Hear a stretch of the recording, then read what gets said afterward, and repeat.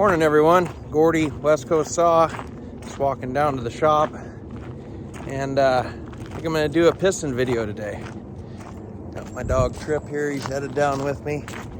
He's a good boy, he always hangs out with me in the shop. But I tried to do a piston video yesterday and I edited it, and this YouTube stuff's hard. A lot of technical mess ups and you keep editing it and not getting it right. It was, come on bud. It was a little too long, so round two, I guess. We'll try again. So I'll try to just walk through this video and keep it simple, because there's a lot of things to talk about pistons and what to look for if you're investigating your own saw, and when to change out your piston, and basically what happens when you do certain things to your saw, how the piston looks. I'll try to go through it pretty fast because it gets really boring if you just touch on every single thing. So we can go through the basics, and then if you guys want to get more technical later, we can do her. But got me a stand here. Jacob, guilty of treason, hooked me up with his stand, so thank you, Jacob. So the first thing I like to do when I'm investigating a saw or wanting to figure out if I need a new piston or not is I will take my front cover off, my muffler cover, or the full body of the muffler, and I take a flashlight and I will look directly into the front of that piston. And the front of that piston is going to show you, it's going to show you what life it's had. You're going to be able to see if it's got any deep scratches, if it's got any melting on it, and there's some machining marks in the piston that I'll show you here in a little bit that you want to look for when you open up the front of your exhaust port. So that's the first stage of it. And if you see that your piston is in good shape and the machining marks are there and there's no major scarring and all that, you probably have a pretty decent saw. And the other thing that you want to go to after that is all, investigated and looked at, is I like to go to the intake side. I'll pull the air cleaner off, and if you can, once you get the air cleaner off, you can take your throttle, open it wide open so your butterfly is flat, and take your flashlight and look directly in to the intake side, and you can see the back of the skirt of the piston. So the back of the skirt of the piston, if it has vertical marks in it and it's showing a lot of wear, basically you've had ingestion through the air cleaner. If you don't have any vertical marks, you basically want to look at the bottom of the skirt. It will have like a smooth spot along the bottom, and that's from the piston rocking, and we'll get into that too. So this is a 461 that I tore apart yesterday. This is a buddy of mine's saw. He just washed her up. This saw has a lot of hours on it, and obviously it blew up. So right here, you can see where it started to melt, and it was getting hot. It was starting to seize along the front here. He got it really warm, and it looks like he had some fuel running, but somehow this thing got to where the piston was melting, whether he was on a long cut or he had a dull chain or something went on there.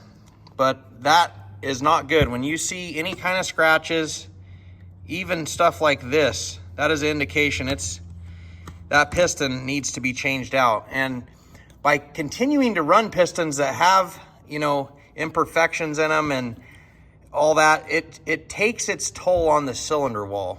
Let's take a look at the intake side of this piston.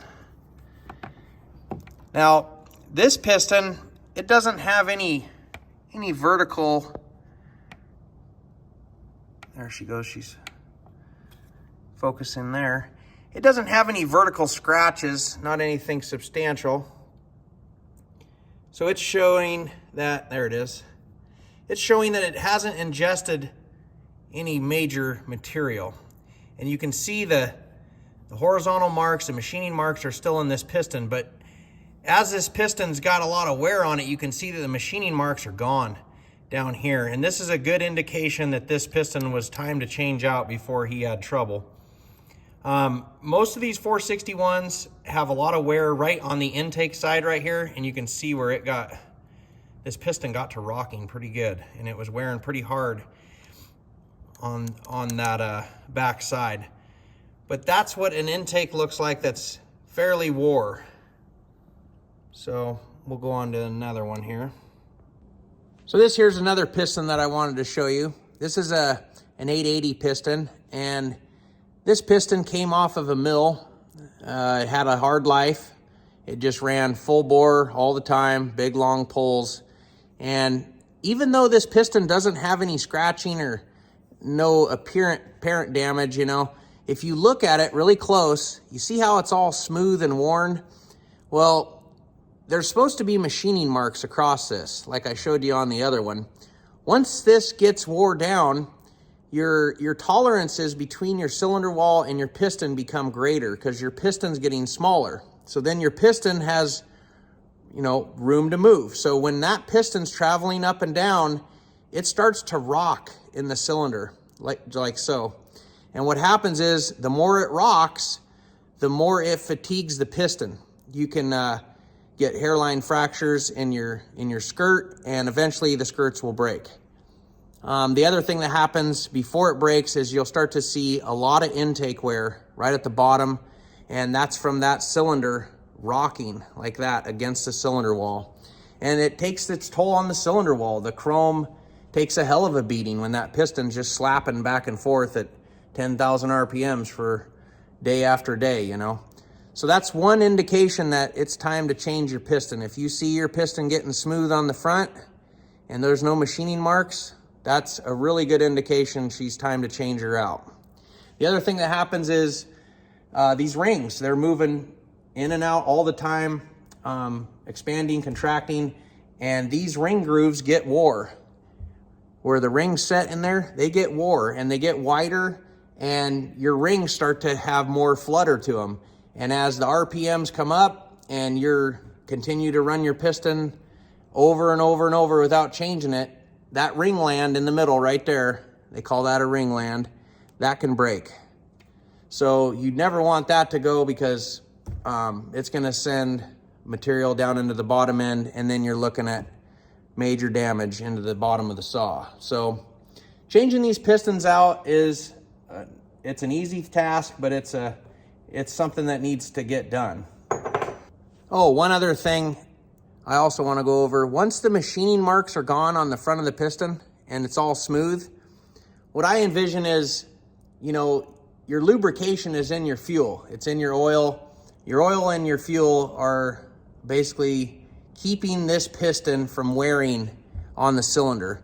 But what I envision is once this gets all smooth, there's nowhere for the oil and the gasoline to hold on to that piston. Meaning there's nothing to grab onto. If you have, you know, horizontal marks in that piston, that oil and fuel is gonna have a better chance of staying onto that skirt, building a barrier between that piston and that cylinder wall. Once these get all smooth like this, it's like pouring water on a piece of glass. It's just gonna run off, and then this piston just continues to scrub on that chrome. So that's one thing I wanted to bring up that happens also. It's a lubrication deal. It's like you trying to climb a rock wall with nothing to grab onto. The fuel and oil just run right off that piston. So here's another piston that really took a beating. And this piston here was brand new in a saw that I built a guy. And long story short, he got it out of the box, got all excited, put his bar and chain on, and he was just ripping round after round after round, racing his son with a 661, and they were all excited. They had this built saw, and the guy was a timber faller, actually a really good timber faller. He knew better, and he called me up and said, hey, I blew this thing up, I seized it up. And what happened was this piston got so hot because he didn't give it any cooling time.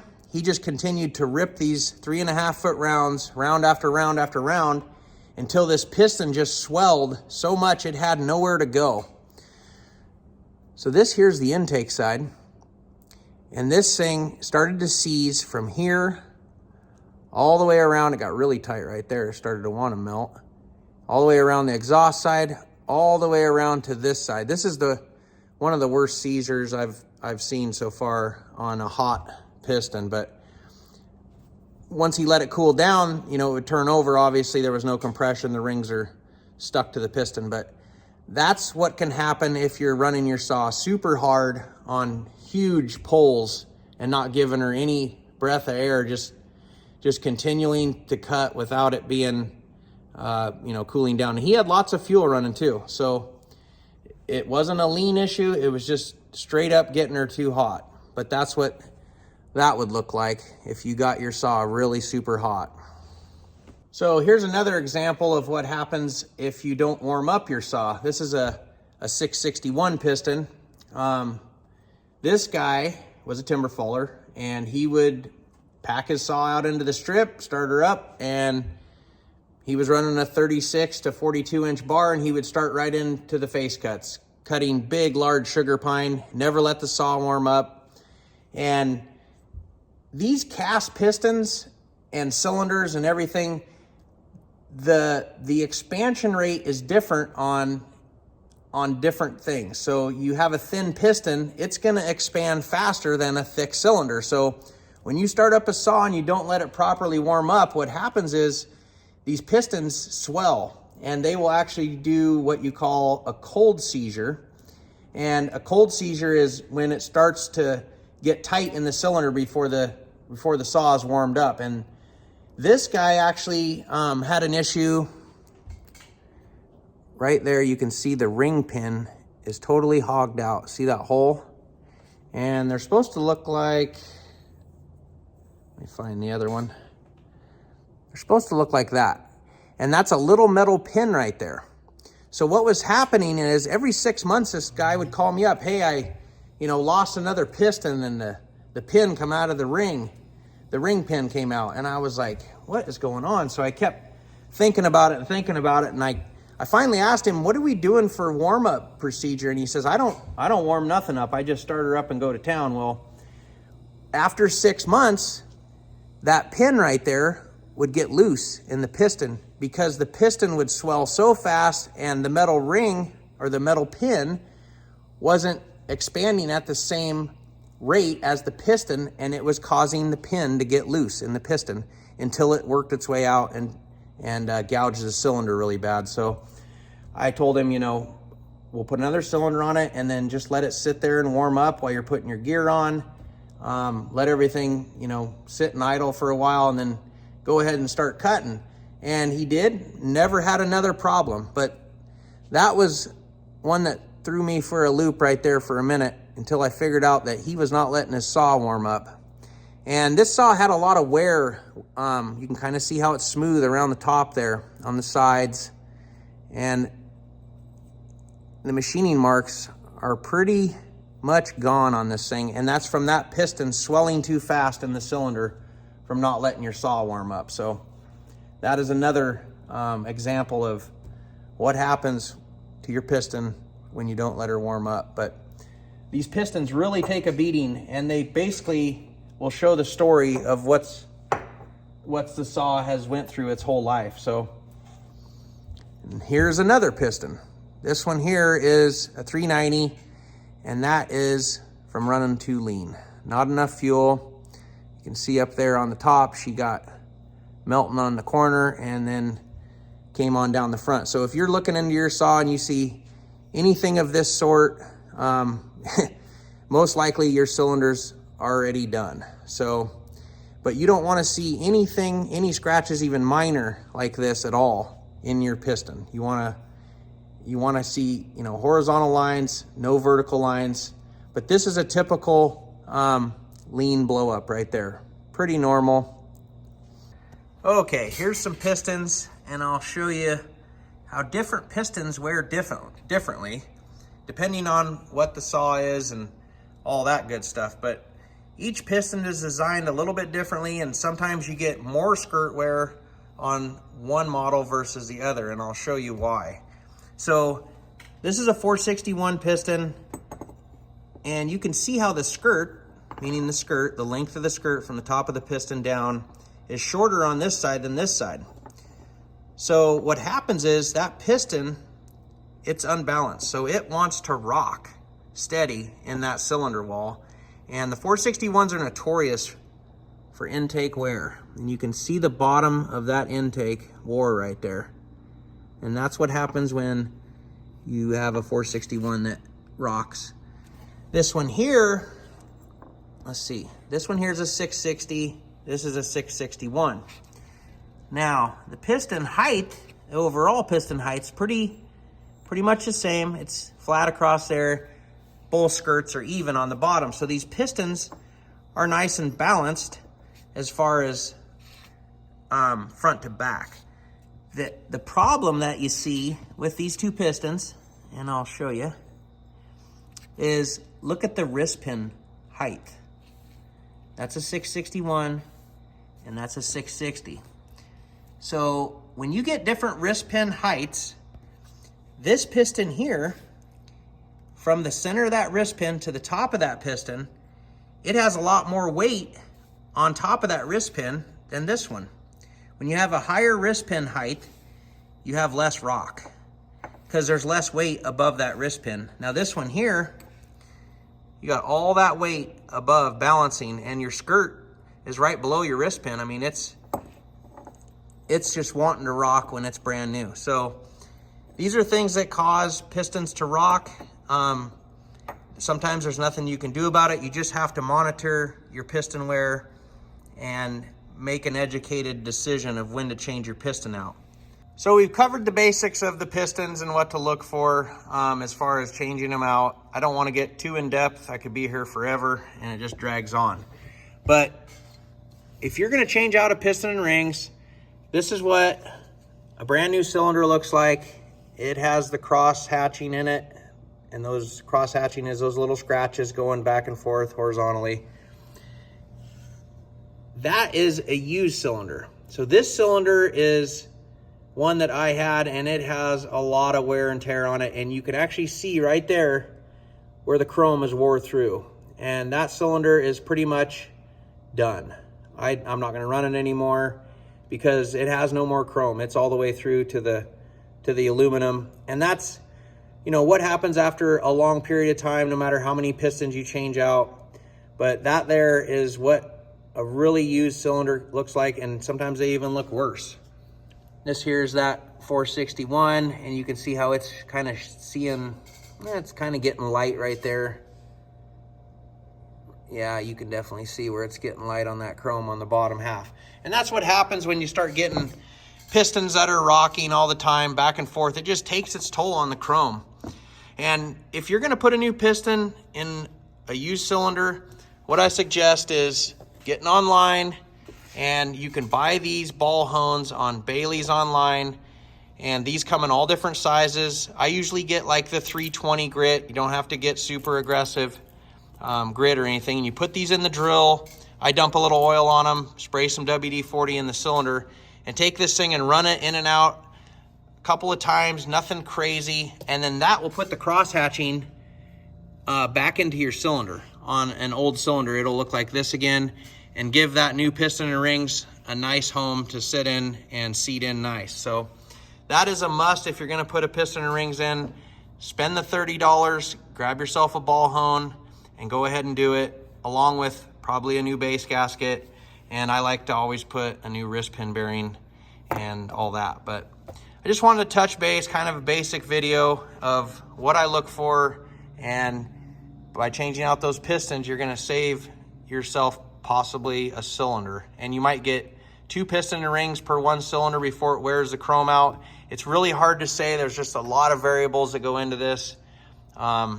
So it's all up to you when you want to change it out, but it's just, I feel like it's never touched on when to change the piston and rings. And guys just run their saws until they die, and then they say, oh, why didn't that thing last very long? Well, I mean, it was telling you, but you just didn't pay attention. So by making this video, hopefully I can persuade you guys to look into your exhaust port, take a look at your front of your piston, start investigating. You might be able to save yourself a lot of money. These cylinders now are getting up to 400 and some bucks, some of them. So pistons just over 100 and some dollars, and you get a lot more life out of her. But if you're liking these kind of technical videos, I'll tell you another guy that makes awesome videos is Donnie Walker. Donnie Walker's on YouTube, and he has a ton of videos, stuff like this that he goes over every day. So check out Donnie's channel. he's awesome. So I'll try to come up with some more videos. Maybe we'll tear into this thing a little bit more and investigate the clutch and drum and when to change that out if you guys are interested. So hope everybody has a good day.